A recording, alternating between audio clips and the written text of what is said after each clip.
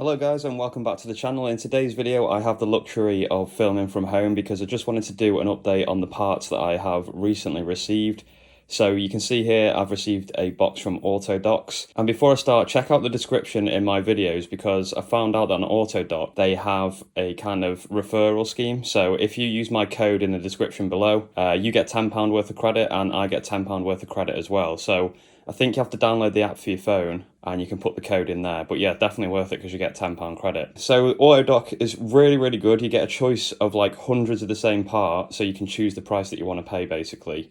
The only downside I would say is that you have to wait quite a long time. Me in the UK here, this came over from Germany and I did order it at an awkward time of year and we have had delays because of postal strikes, etc. So it may take a little bit longer than a usual sort of heritage parts order or something like that.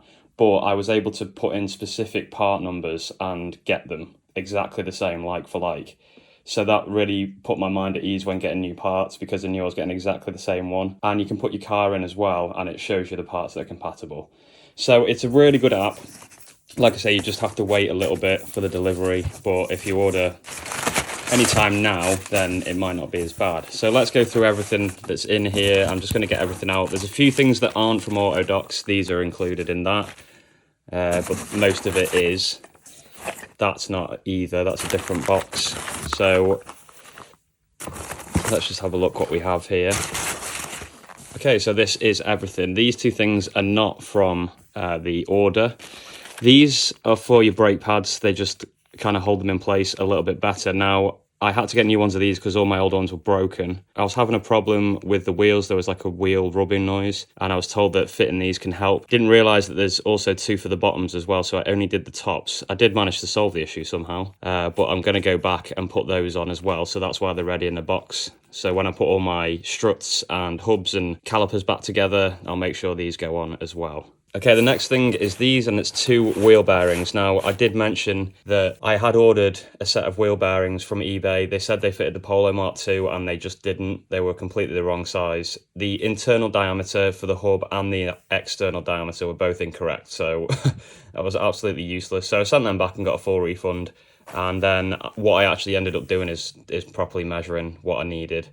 And hopefully now these are the correct ones. I don't know if they've got the measurement on them. Can't see it anywhere. Maybe it's on the side here. No, it doesn't actually say on here, but I think they're 63mm in diameter. I'll tell you what, I'll check on my receipt and I'll put it on the screen for you guys. And I'm 99.9% sure these are the right size now. Measured both the hub, the sort of part of the hub where this slides onto. I measured the inside of the strut, both the stock and the air suspension one, and they were the same. So I definitely think these are going to be the right ones, but fingers crossed for those. So that's those done. This is just a rotor arm, and again, like I mentioned, I could get the exact part number, and you can see that it's on there, 1234332 That's the exact part number for my car. And that's just a brand new rotor arm to go on there, and you can see nice and clean, no wearing on the edge. And I do actually have the old one here. You can see the difference. I mean, maybe you could just clean that up and it would look quite similar, but you can see this is an exact like-for-like part, and it's absolutely brand new with no wear or tear at all. So we're really happy to get that. So I've also had to order a new arm, and the reason for that was in the inside of one of my arms there was quite a lot of damage to the metal.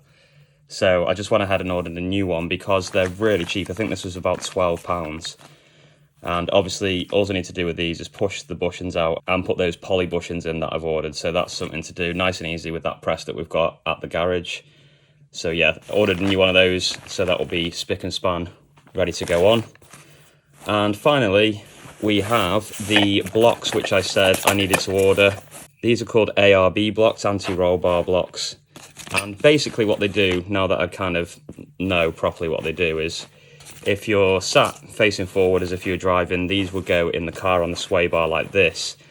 And what they do is correct the caster, because when you lower the car, it needs to be corrected basically because it goes all out of whack. So this corrects it, and apparently they only do it by 1 degree of correction. You know, if you're going for the super lows like I am with the air suspension, then this is really going to help out basically with all the tracking and everything. So decided to suck it up and order these on the recommendation of someone from Instagram.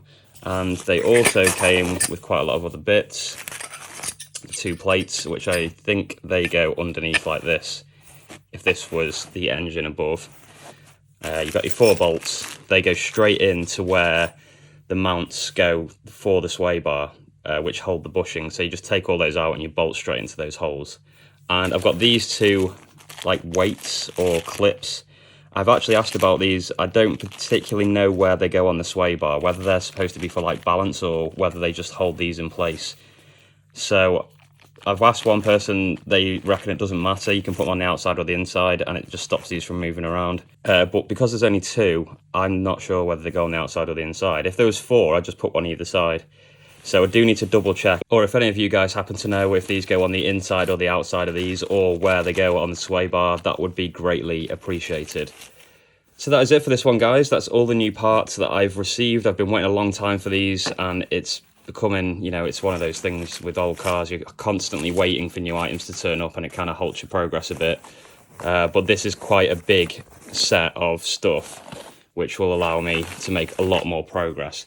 There's only one thing missing now, and it was a bit of bad news, that the adapters for my struts that I bought from Only Charge Dubs don't fit the line. Now I'm having a problem with the line. I need to really go back to the garage and measure this up properly, because what I believe is happening is the lines that come with the kit that I bought are metric, and pretty much everyone in the air scene uses imperial inches, but for some reason these lines are metric. So instead of me buying all new fittings for the manifold and everything like that, it seems to make sense just to buy 4 for the corners.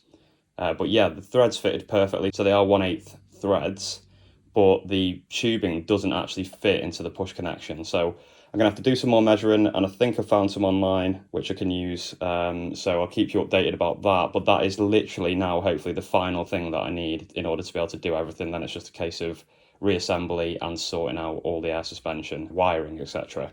So my next update hopefully will be about doing some of the wiring in the car.